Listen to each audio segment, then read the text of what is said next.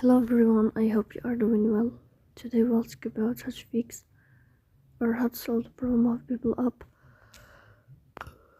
You click on settings. Here we click on apps, default apps, app settings. In this list we search about the application of Babbel app and we click. Then we click on first stop and we click OK. Here we go to storage. Then we click on clear cache. Here we go to Play Store.